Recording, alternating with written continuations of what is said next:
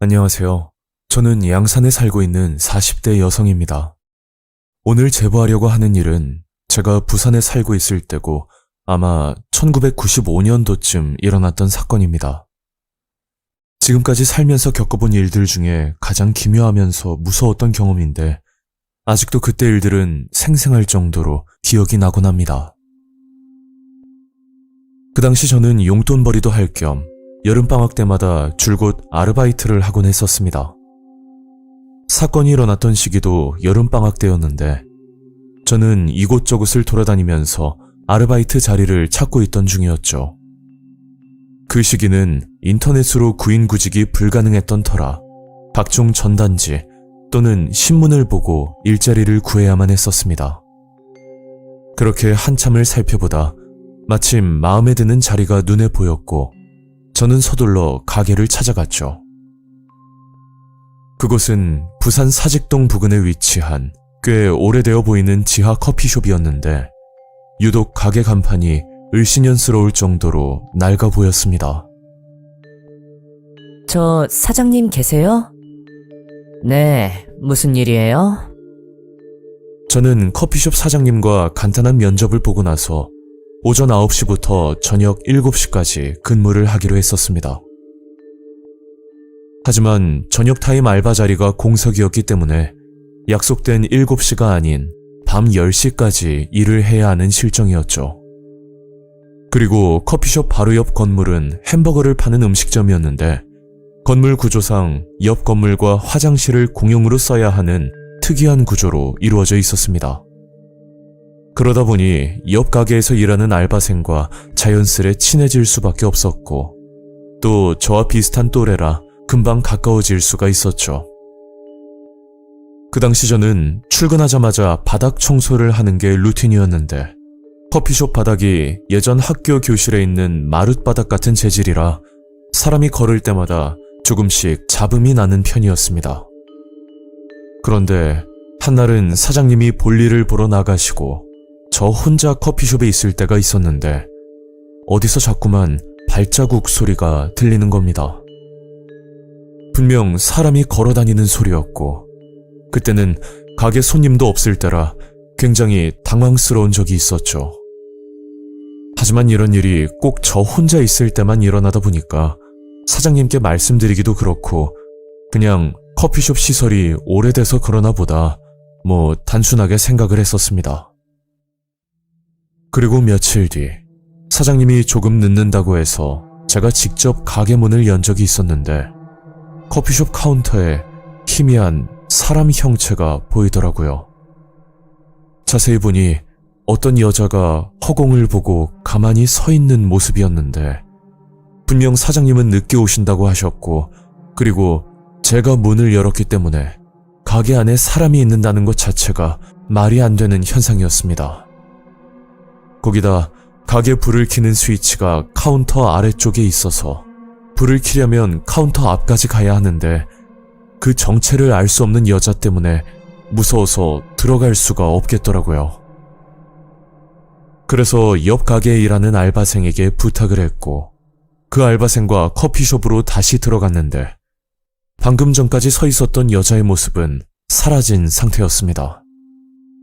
그렇게 가게 불을 켜고 나서 옆 가게 알바생은 본인 일을 하러 나갔고 또 저 혼자 커피숍에 있으니 이상하게 등골이 오싹해지면서 자꾸만 소름이 돋는 겁니다.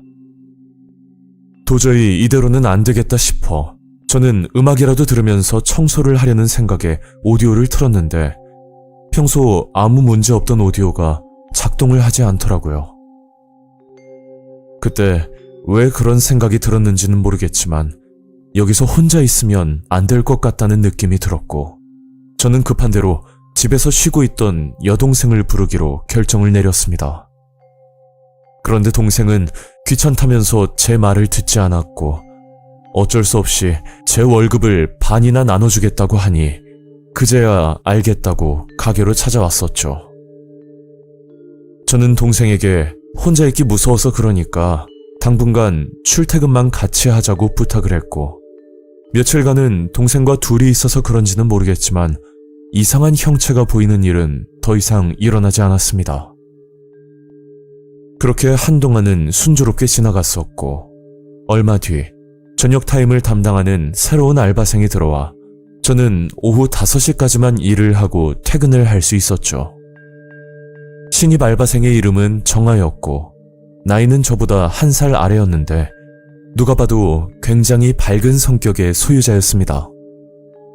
그런데 문제는 정아가 일을 한 지 아마 일주일 정도 지났을 때 일어났죠.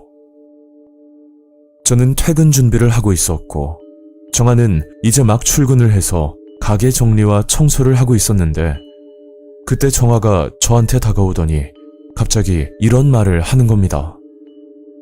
언니, 좀 전에 창고 근처에서 뭐 하고 있었어요?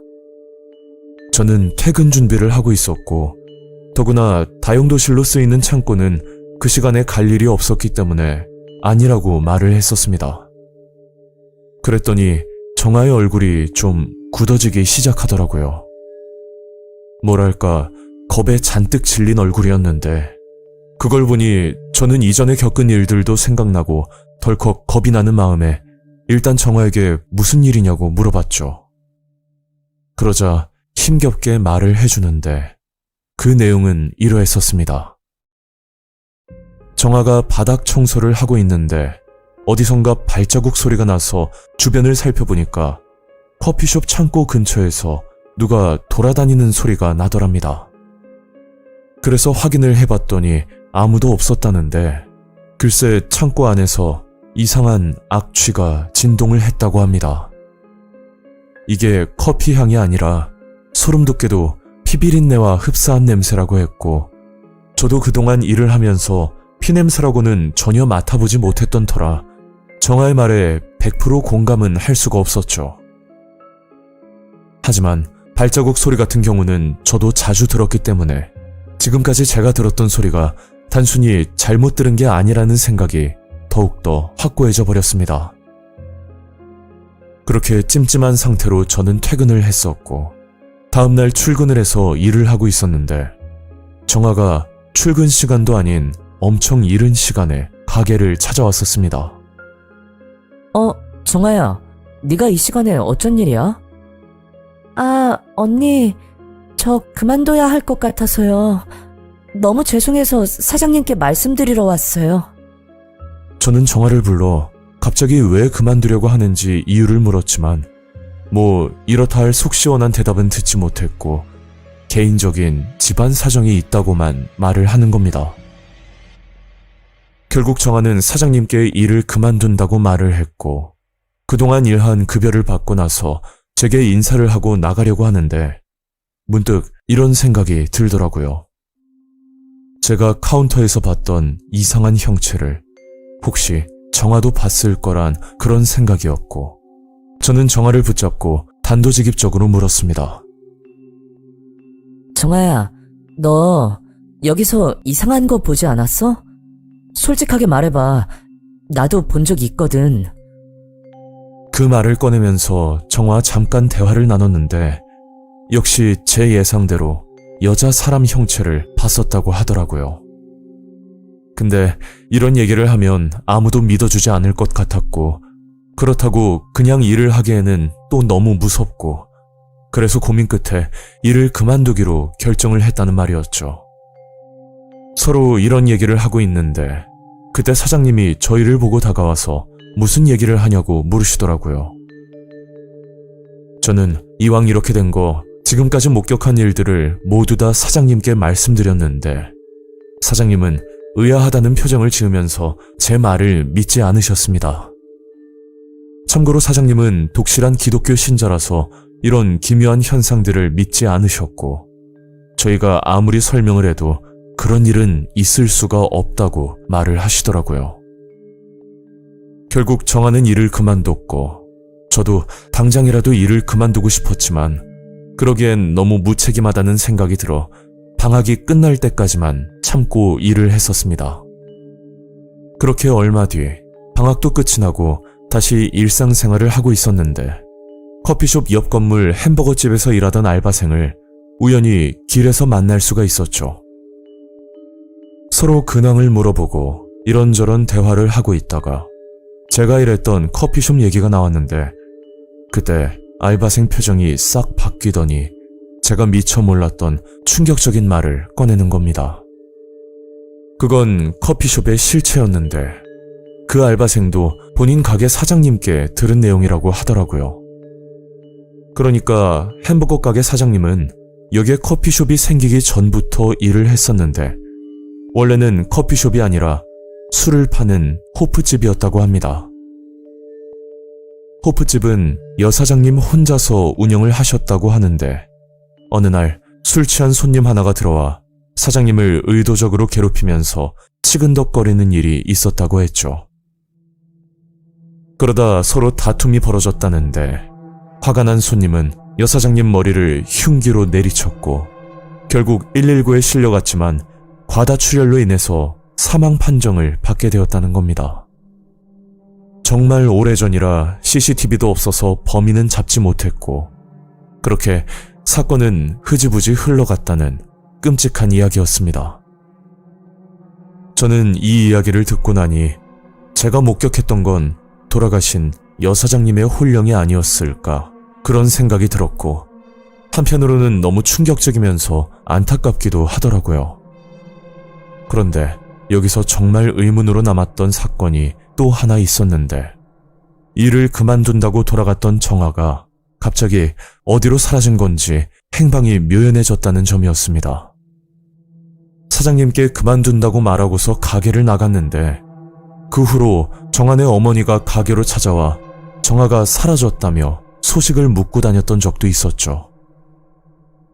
지금까지도 정아의 행방은 아직도 미스터리로 남아있고 벌써 세월이 꽤 지난 오래전의 일이지만 제가 그때 느꼈던 섬뜩한 감정들은 아마 평생 기억에 남을 것 같습니다.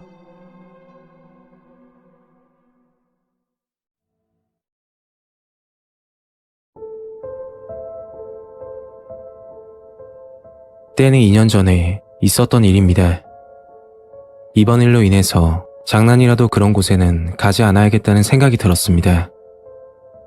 이야기의 시작은 2020년 6월 말쯤으로 돌아가겠습니다. 저는 평범한 20대 직장인입니다. 평소에 무서운 이야기나 흉가를 찾아다니는 것을 좋아하는데 어느 날 검색을 하다가 흉가 탐방을 하고 후기를 쓰는 카페를 찾게 되었습니다. 유명한 폐가나 흉가라고 불리는 곳들은 세콤 설치와 CCTV 등 보안이 강화돼서 들어가지 못하는 곳들이 대부분이지만 아직 입소문을 타지 않은 곳들은 비교적 보안이 허술해서 카페 멤버들끼리 조용히 다녀온다고 하더군요. 카페 가입을 한다고 무조건 참여할 수 있는 것도 아니고 체험단이라는 과정을 거치는데 기본 조건은 카페 활동 기간이 1년은 넘어야 신청이 가능했죠. 체험단 모집을 하는 공지사항이 올라오면 신청을 해서 뽑혀야 들어갈 수 있는 까다로운 조건이 있었습니다. 저는 체험단에 들어가기 위해서 퇴근 후 카페에 들러 매일 출석 체크도 하고 댓글도 달면서 체험단 모집 공고가 뜨길 기다렸죠. 카페에 가입하고 10개월 정도 지났을 때쯤 모집 공고가 뜨길래 곧장 신청했습니다. 아직 1년을 채우지 못해서 안 될 거라고 생각하고 편안한 마음으로 신청했었죠. 그런데 생각지도 못한 결과였습니다. 며칠 후 체험단 발표 공지사항이 올라왔는데 카페 매니저분들이 저를 좋게 보셨는지 활동 기간이 부족하지만 출석 체크와 댓글 등 카페 활동이 우수해서 체험단에 뽑혔다는 내용이었죠. 그리고 공지사항에 나온 대로 이름과 사는 곳, 전화번호를 카페 매니저에게 알려주고 2주 정도 지났을 때였습니다. 그날 퇴근 후 컴퓨터를 하고 있는데 문자 한 통이 오더군요. 카페 매니저에게 온 문자였는데 2020년 6월 27일 토요일, 강원도 원주에 있는 흉가에 방문한다고 참석 여부를 물어보는 문자였죠. 저는 무조건 참석한다고 답장을 보내고 컴퓨터를 하다가 그날 밤 잠이 들었습니다.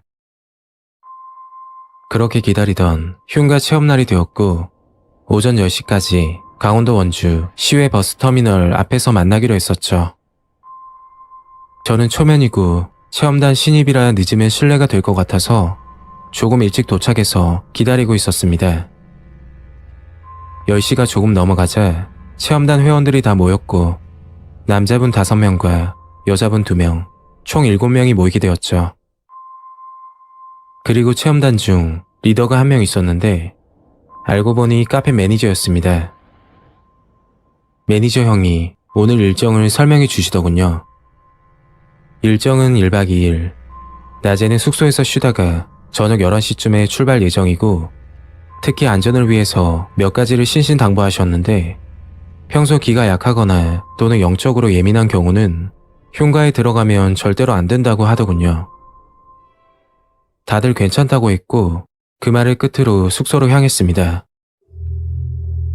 숙소는 봉산동 근처 민박집이었고 밤에 나가야 되니 낮잠을 좀 자라고 하는데 이상하게 긴장이 돼서 잠이 오질 않았죠. 그리고 2시쯤 회원들끼리 밥을 먹고 나서 배도 부르고 졸음이 쏟아지길래 잠깐 잠을 자게 되었습니다. 그때 꿈을 꾸게 되었는데 아직도 기억에 남아 있습니다. 꿈에서 침대에 누워 있는데 처음 보는 여자가 점점 가까이 다가와서 저를 무섭게 노려보는 겁니다. 몸이 움직여지지도 않았고 흔히 말하는 가위 눌림에 당한 거였죠. 기분 나쁜 꿈을 꾸고 나서 눈을 뜨니 어느새 저녁 9시가 넘어가고 있더군요. 마당으로 나가보니 다른 회원들은 개인 짐을 챙기고 있었고 매니저 형은 갖가지 장비를 챙기고 계시더군요. 심령이 있는지 확인할 수 있는 장비라고 하던데 흉가에서 쓸 거라면서 설명을 해주셨습니다. 그리고 저녁 11시가 돼서 체험단 사람들과 흉가로 출발했죠. 출발하면서 매니저 형이 설명을 해주셨습니다. 오늘 방문할 곳은 원주시 봉산동에 위치하는 폐가로 불린 곳인데 갑자기 흉가로 변한 곳이라고 하더군요. 그 이유가 2013년도에 독거 생활하던 60대 남성이 숨진 채 발견이 된 곳이었고 경찰에 따르면 사체의 부패가 심해 사인을 밝히는 데 시간이 많이 걸리고 사망자의 신원 또한 파악하기 힘든 상황이었다고 합니다. 그 말을 들으니까 뭔가 섬뜩하다는 느낌이 들면서 낮에 기분 나쁜 꿈을 꾼 탓인지 더욱 무섭게 느껴졌습니다. 자정이 되기 전 흉가에 도착했고 저희 7명은 흉가 앞에서 사진을 찍고 개인 짐을 챙겼죠. 흉가는 2층으로 된 전원주택이었는데 혼자였다면 정말 무서웠겠지만 저 포함 7명이나 되니까 무섭다는 느낌은 딱히 없었습니다. 사건 사고 외에도 흉가는 그대로 방치되어 있었고 문까지 열려 있었죠. 입소문이 나지 않은 곳이라 방치했을지도 모르겠습니다. 매니저 형이 먼저 들어가 심령 장비들을 세팅하고 나머지 회원들과 저는 뒤늦게 들어가게 되었죠. 그런데 매니저 형 표정이 일그러지더니 잠깐 나오라고 하더군요. 그리고는 회원들에게 물어보는 겁니다. 흉가 안에 이상한 냄새 나지 않냐고. 매니저 형 말을 듣고 나니 좀 이상한 냄새가 나긴 했습니다. 저도 흉가나 폐가에 들어갔을 때 썩은 나무 냄새나 간혹가다 음식물이 썩어 시큼한 냄새가 나는 걸 보긴 했어도 이런 냄새는 처음 맡아본 것 같습니다. 설명을 하자면 동물 사체가 썩는 냄새, 아니 그것보다 더 심했었죠. 마스크를 꼈는데도 머리가 아플 지경이었습니다. 결국 2시간 가까이 이곳저곳을 살펴보다 빠져나왔고 마지막 인증 사진을 찍으면서 숙소로 돌아왔습니다. 체험단 회원들은 아무것도 없는 것 같다며 웃으면서 이야기했고 숙소에서 회원들끼리 술 한잔하고 그날 밤을 보냈습니다. 다음날 오전, 강원도에서 출발해서 오후쯤에 집에 도착했고, 집에 도착하자마자 곧장 샤워를 했습니다. 샤워를 하는데 이상한 느낌을 받았죠. 감기에 걸린 건지 등골이 서늘하고 기분이 안 좋더군요. 그리고 다음날 출근도 못할 만큼 몸이 안 좋아졌고 결국 병원에 입원을 하게 되었습니다. 병원에서는 극심한 스트레스와 과로라고 하던데 아무리 생각해도 그 흉가에 다녀오고 나서부터 이런 증상이 나타난 것 같더군요. 약을 먹고 잠이 들면 꿈자리가 뒤숭숭하고 가끔 악몽을 꾸고는 했습니다. 한 달 정도 병명도 모른 채 앓게 되었고 어느 순간 갑자기 괜찮아지더군요. 영적으로 예민하면 연기가 빙이 되어서 그럴 수도 있다고 하던데 정말 그런 건지 아니면 스트레스와 과로사 때문인지는 모르겠습니다. 현재 카페 활동은 하지 않고 가끔 공포 라디오만 듣고 있네요. 저는 귀신이나 심령을 믿지는 않지만 눈에 보이지 않는 뭔가는 존재한다고 생각이 듭니다. 그리고 아직까지 잊을 수 없는 건 흉가에서 맡았던 그 냄새입니다. 그날 그 집에서 코를 찌르던 냄새는 도대체 뭘지 아직도 모르겠습니다.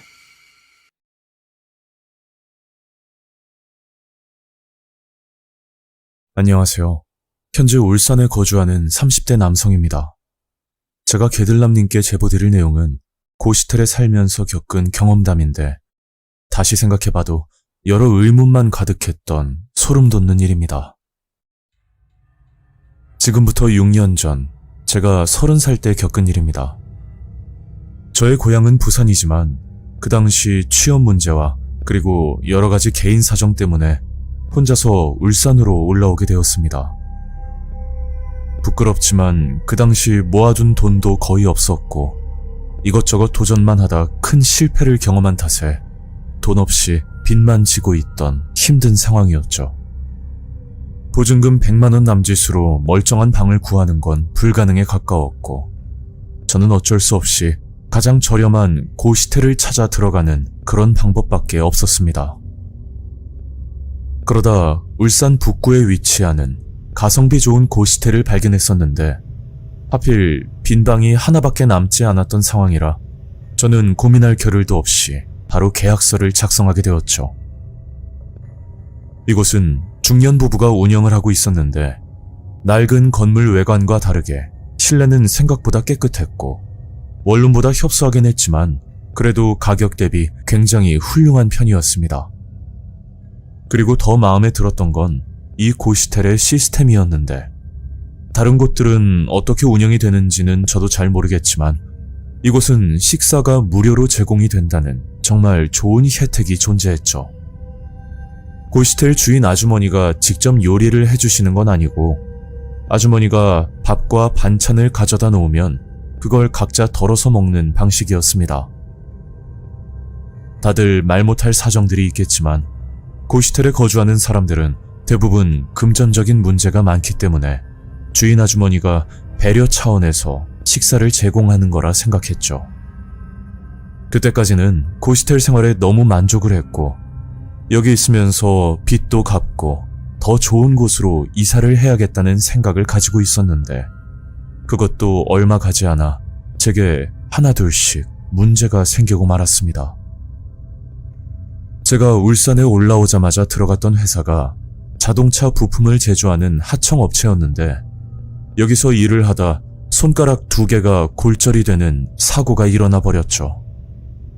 그로 인해 근무는 힘들어졌고 회사에서 일을 하다 다친 부분이라 산재 처리 대신 얼마간의 유급 휴가를 받고 일을 쉬게 되었습니다. 하지만 일을 하지 않고 쉬고 있는 기간에도 갖가지 악재들이 겹치고 말았죠. 그날은 부산에서 올라온 친구를 만났고 모처럼 술을 한잔 하려는 생각에 조용한 술집을 찾아 들어갔었습니다. 참고로 이 친구는 제가 힘들 때마다 도와줬던 고마운 친구여서 저도 각별히 아끼던 놈이었는데 이날 친구 표정을 보니 뭔가 할 말이 있는 듯 보이더라고요. 야, 무슨 걱정이라도 있어? 그러자 친구는 한참을 고민하다 말을 꺼냈는데 그 말은 전혀 예상치도 못한 이야기였죠. 아, 그게 말이야. 너 동진 선배 기억하지? 내가 그 선배 말만 믿고 대출까지 받아서 투자를 좀 했거든. 근데 그 사업장이 부도가 나서 완전 쪽박을 차버렸어. 아이고, 잘 좀 알아보지. 부모님은 아셔? 아휴, 아직 말도 못 꺼냈어. 지금 이런 말 잘못했다가 집에서 쫓겨날 판이야. 그래서 말인데 너 돈 좀 있으면 조금만 빌려줘라. 오랜만에 만난 친구는 제게 돈을 빌려달라고 찾아왔었고 마음 같아선 두말 없이 도와주고 싶었지만 그 당시 저도 친구를 도와줄 형편이 아니었습니다. 친구야, 미안하다. 너도 보다시피 나 일하다가 손가락까지 다쳐서 지금 쉬고 있거든.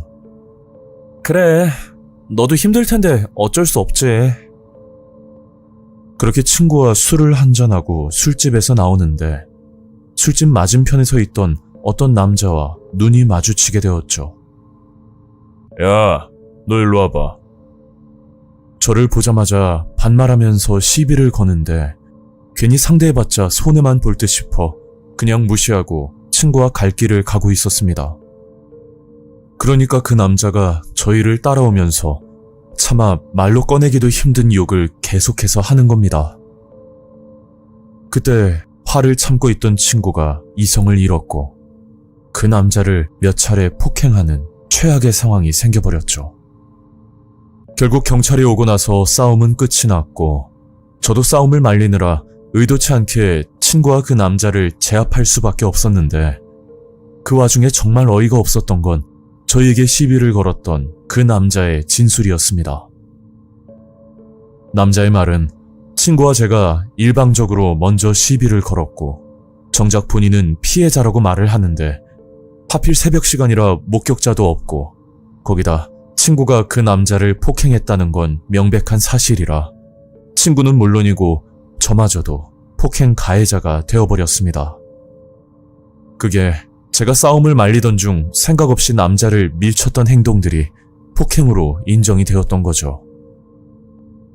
며칠 뒤 그 남자는 전치 2주 합의금으로 100만 원을 요구했고 저는 사촌형에게 손을 빌려 겨우 사건을 마무리 지을 수 있었습니다. 그렇게 유급 휴가가 끝이 나고 그날 출근을 하려고 나왔는데 횡단보도에서 신호를 기다리고 있다가 신호 위반을 하던 차량과 부딪히는 사고를 당하게 말았죠. 넘어지면서 바닥에 손을 잘못 짚어 또다시 손가락을 다치게 되었고 이번에는 병원 신세를 지게 되었습니다. 제가 울산으로 올라온 지 한 달 만에 이런 악재들을 연달아 겪다 보니 정말 미치고 환장할 노릇이었죠. 그래서 다시 부산으로 가야 하나 뭐 그런 생각까지 하고 있었는데 어느 날 제가 입원했던 병실에 한 할아버지가 환자로 들어오셨습니다. 인자한 모습의 할아버지였고 말씀도 거의 없던 조용한 분이셨는데 한날은 저를 보고 심각한 표정을 짓더니 이런 말을 하시더라고요.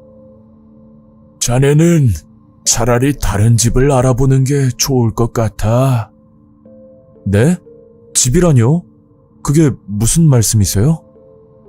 제삿밥을 그리 먹으니 잘 풀릴 수가 없지. 그 후로 더 이상 말씀을 하지 않으셨고 그 말이 무슨 뜻인지 이해가 가지 않았지만 자꾸만 찜찜한 기분이 드는 건 어쩔 수가 없었죠. 그리고 얼마 뒤 저는 퇴원을 하고 다시 고시텔로 들어갔는데 고시텔 주방에서 저와 나이대가 비슷한 남자분이 물을 마시고 있더라고요.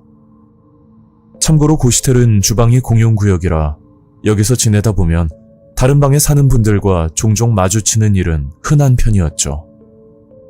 안녕하세요. 식사하러 나오셨어요?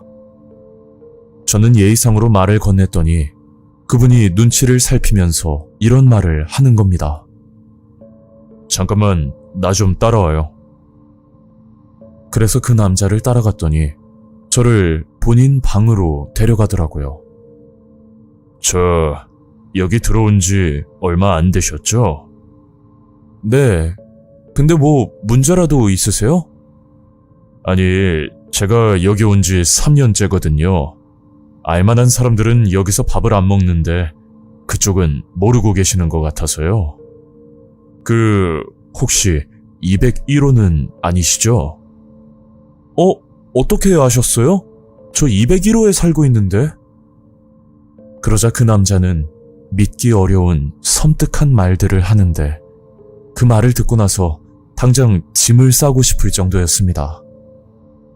이건 아시겠지만 여기가 다른 곳보다 시세가 싸잖아요. 그게 다 이유가 있거든요. 한 6개월 전인가? 어떤 여자가 고시텔에 들어왔었어요. 그리고 한두 달 정도 지났나? 하여튼 그때부터 이상한 썩은 내가 진동을 하더라고요. 그래서 원인을 알아봤더니 글쎄 그 여자가 201호에서 죽어 있었대요.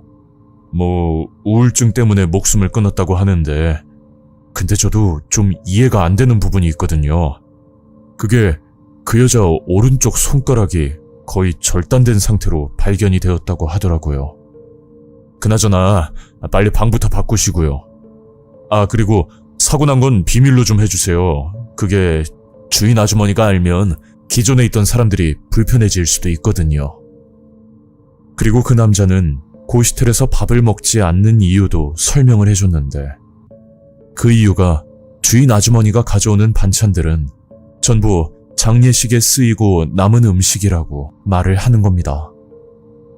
이건 본인도 들은 얘기라 확실한 건 아니라는데 주인 아주머니 지인이 장례업을 하고 있고 거기서 남은 잔반들을 가져와 냉장고에 넣어두고 간다는 말이었죠. 저는 모든 얘기를 듣고 나서 곧장 주인 아주머니를 찾아가 방을 바꿔달라고 했더니 아주머니도 눈치를 챈 듯 두말 없이 알겠다고 하는 겁니다. 근데 아주머니, 제가 들어올 때는 방이 하나밖에 없다고 하지 않으셨어요? 그땐 그랬지. 근데 지금은 방이 좀 남아서 다른 방으로 바꿔줄게. 네, 근데 이건 어디서 들은 건데요? 냉장고에 있는 반찬들 전부 장례식장에서 가져오시는 거예요? 그런 얘긴 또 어디서 들었대? 에이, 뭐 어때? 입에 들어가면 다 똑같은 음식이지 뭐. 남으면 다 음식물 쓰레기야. 그리고 총각, 이번 달부터 방값 좀 내려줄 테니까 어디 가서 이상한 말 하고 다니지 마. 알겠지? 그 말을 끝으로 저는 206호로 방을 옮겼고 그때부터는 고시텔에서 밥도 먹지 않고 지냈습니다. 방을 바꾼 뒤로는 아무런 일도 일어나지 않았고 저는 고시텔에서 3달간 더 지낸 뒤 조그만 원룸을 얻어 나오게 되었죠.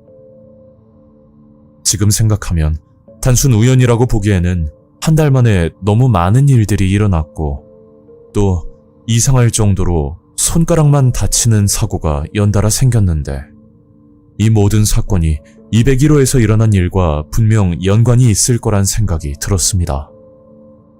그게 아니라면 병원에서 만난 할아버지 말씀처럼 제삿밥을 먹은 탓에 그런 나쁜 기운을 받았던 건지 지금까지 저도 정확한 이유는 파악하지 못했습니다.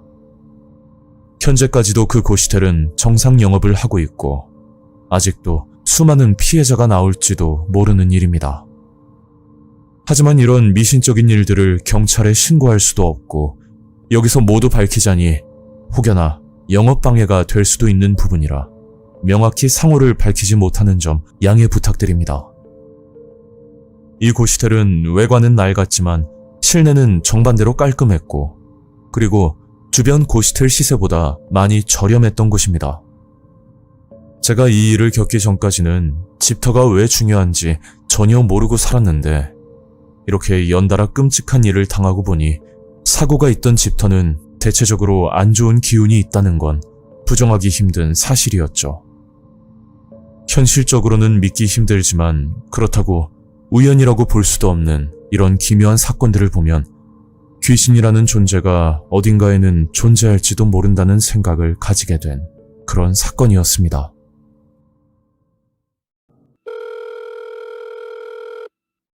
안녕하세요. 이번에 구독하고 사연을 보내게 된 구독자입니다. 사연이 재미있을지 없을지는 잘 모르겠지만 재미있게 잘 들어주시면 감사하겠습니다.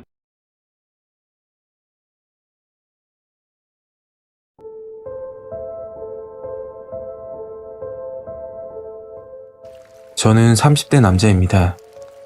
제가 겪었던 일은 2000년대 초반에 방학 기간이었던 것으로 기억합니다. 방학을 맞아 집에서만 시간을 보내기 따분했던 저는 시간을 내서 경상도 지역을 여행하기로 했죠. 여행 코스는 통영에서 경주, 그리고 대구 순으로 일주일에서 열흘 일정으로 계획을 짜고 출발했습니다. 처음 2박 3일은 통영 지역에서, 다음 일정은 경주 지역에서 시간을 보냈습니다.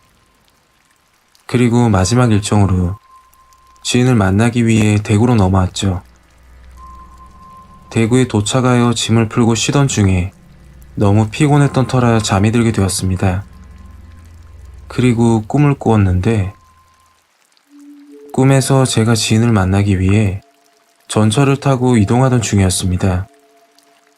제가 타고 있던 자리와 거리가 먼 자리에서 갑자기 비명소리가 나면서 사람들이 부산하게 다른 칸들로 이동하고 있는 상황이 연출되고 있었고, 그와 동시에 열차가 전부 폭발하면서 꿈에서 깨게 되었습니다.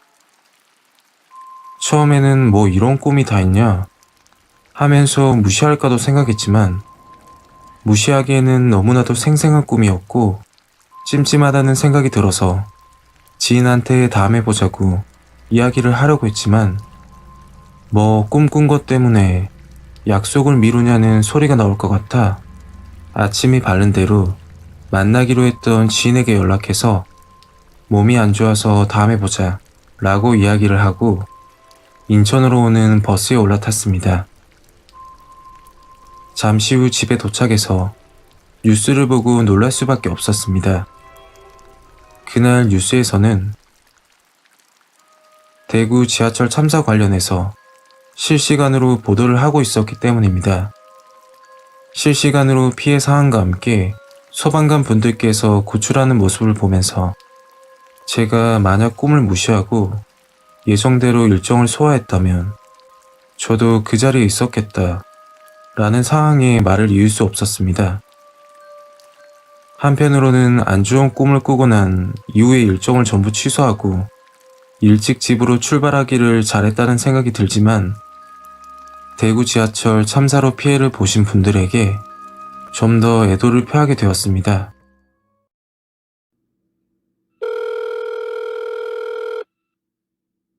이 이야기는 제가 미혼 시절에 병원에서 근무 중에 겪었던 일이에요. 그때 제가 봤던 게 도대체 뭐였을까요?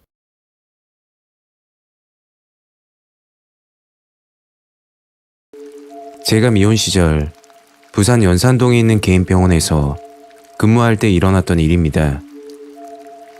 정형외과 병원인데 개인 병원 치고는 규모가 좀 큰 병원이었어요. 병원은 5층 건물에 1층은 원무과와 진료실, 2층은 물리치료실과 수술실, 그리고 3층부터 5층은 일반 병실이었어요. 싸늘한 바람이 불던 2월의 어느 날로 기억합니다. 그날은 제가 당직 날이었어요. 입원 환자분들이 있어서 당직을 해야 하는 시스템이었는데 야간에는 혼자서 근무를 하죠. 크게 아픈 분들은 없고 간단한 교통사고로 2주 정도 염자로 입원한 분들만 있는 병원이었어요. 오후 7시 진료가 끝나면 직원들 모두가 퇴근하고 당직자가 1층을 정리하고 입구문을 잠그고 병동으로 올라가서 당직실에서 근무를 했었어요. 그런데 그날 제가 당직을 서고 있던 날이었죠. 원장님께서 밤 11시가 되어도 퇴근을 안 하시는 겁니다. 저도 올라가서 좀 쉬고 병동 업무도 좀 해야 하는데 원장님 언제 가시나 여쭤볼 수도 없었고요. 나중에 알게 된 사실인데 사모님과 싸우셔서 집에 늦게 들어가신 거였답니다. 어쨌거나 원장님의 늦은 퇴근은 하루 종일 일한 저로서는 정말로 불편한 일이 아닐 수 없었어요. 11시 20분쯤 진료실에서 원장님의 의자 소리가 들렸어요. 자리에서 일어나시는 거였죠. 속으로 이제야 가시나 하면서 대신 반갑기도 했어요. 김 간호사, 나 이제 간다. 문단속 잘하고 수고. 네, 원장님 수고하셨습니다. 원장님은 가셨고 이내 1층을 신나게 정리하는데 진료실, 방사선과, 주사실, 처치실, 원무과, 전등을 다 오프하고 컴퓨터까지 끄려는 찰나 급한 숨을 내쉬며 50대 아주머니 한 분이 뛰어 들어오는 겁니다. 아마 불 켜진 병원을 보고 들어오신 것 같은데 아주머니는 저를 보고는 이야기하시더라고요. 아가씨, 여기 화장실 좀 쓸 수 있어요? 지나가다가 너무 급해서 그런데. 하시는 거예요. 저는 빨리 병실로 올라가고픈 마음 하나뿐이었지만 화장실 정도야 뭐 금방 나오시겠지 하고 네, 얼른 쓰세요 미안해요, 아가씨. 하시며 화장실로 들어가셨어요. 화장실은 1층 병원 제일 끝에 위치하고 있었죠. 시간은 11시 40분을 지나 45분을 향해 가는데 왜 이렇게 안 나오시지? 큰 거 보시나? 속으로 생각하며 슬슬 짜증이 나더라고요. 그래도 조금만 기다려보자 해서 결국 45분을 넘겼고 시계를 보니 화장실 들어간 지 20분이 넘은 시간이었어요. 시간은 자정을 다해 가는데 왜 이렇게 안 나오나 싶어서 화장실로 들어갔죠. 화장실로 들어간 저는 뭐에 홀린 줄 알았습니다. 들어간 아주머니가 없는 거예요. 물론 남자 화장실에도 없었고요. 혹시 몰라서 아주머니를 몇 번이나 불렀죠. 하지만 아무런 대답이 없었습니다. 참고로 화장실 쪽으로는 출입구가 없었죠. 막힌 구조이고 화장실은 창문도 없어서 나갈 수 없는 구조이며 들어왔던 그곳, 출입구는 하나밖에 없거든요. 들어왔던 쪽 그곳으로밖에 나갈 수 없습니다. 그리고 그곳은 제가 있었고 아주머니가 나갔다면 제가 알 수 있었겠죠. 순간 멍해지면서 소름이 돋고 머리카락이 쭈뼛서면서 목 뒷덜미가 쏘한 기분에 아무것도 할 수 없었어요. 그때 마침 3층의 남자 환자분 한 분이 왜 아직까지 1층에 불이 켜져 있냐고 저에게 말을 거시길래 그분에게 병원 안을 확인을 해달라고 부탁을 드렸어요. 대충 설명을 이렇다 저렇다 드리고요. 그분이 방사선과 진료실, 주사실, 1층의 모든 방에 불을 켜서 다 확인했지만 그 아주머니는 어디로 사라졌는지 찾지 못했습니다. 그분이 저에게 헛걸 본 모양이네 하면서 1층 정리를 도와주셨어요. 그때 저는 혼자서는 도저히 몸이 떨려서 아무것도 못하겠더라고요. 저는 그날 밤 당직실에서 해가 뜰 때까지 TV를 켜놓고 뜬 눈으로 밤을 보냈습니다. 그리고 아침이 오기만을 기다렸고 모두들 출근했을 때 원무 과장님께 어젯밤 얘기를 말씀드렸고 1층 CCTV를 보게 해달라고 부탁을 드렸어요. CCTV를 보는데 전 아무 말도 할 수 없었습니다. 11시 20분경 원장님이 나가시는 게 찍혔고 그 뒤로 제가 방마다 불을 끄고 1층 정리하는 중에 갑자기 1층 입구문을 보면서 대화하는 게 찍혔고 화장실 쪽으로 시선을 돌리는 게 찍혔습니다. 그리고 혼자 쭉 기다리다가 45분이 넘어 화장실 쪽으로 제가 들어가는 게 찍혔고요. 그런데 제가 봤던 그 아주머니는 찍혀 있지 않았습니다. 저 혼자 보이지 않는 누군가와 얘기하고 화장실 쪽으로 들어가고 했던 거였죠. 저는 분명히 기억을 해요. 50대로 보이는 갈색 파마 머리에 검은색 패딩 조끼를 입고 마우라를 목에 맨 아주머니를 말이죠. 그런데 CCTV엔 저 혼자였네요. 대체 그 시간에 화장실 좀 쓰자며 들어온 그분은 누구이며 정말 제가 본 게 귀신이었을까요? 정말 아직도 믿기지 않습니다. 저는 그 후로 혼자 당직을 설 수 없어 그 병원은 그만두게 되었답니다. 오늘 이야기는 여기까지입니다. 구독과 좋아요 잊지 않으셨죠? 다음 영상으로 또 뵐게요. 감사합니다.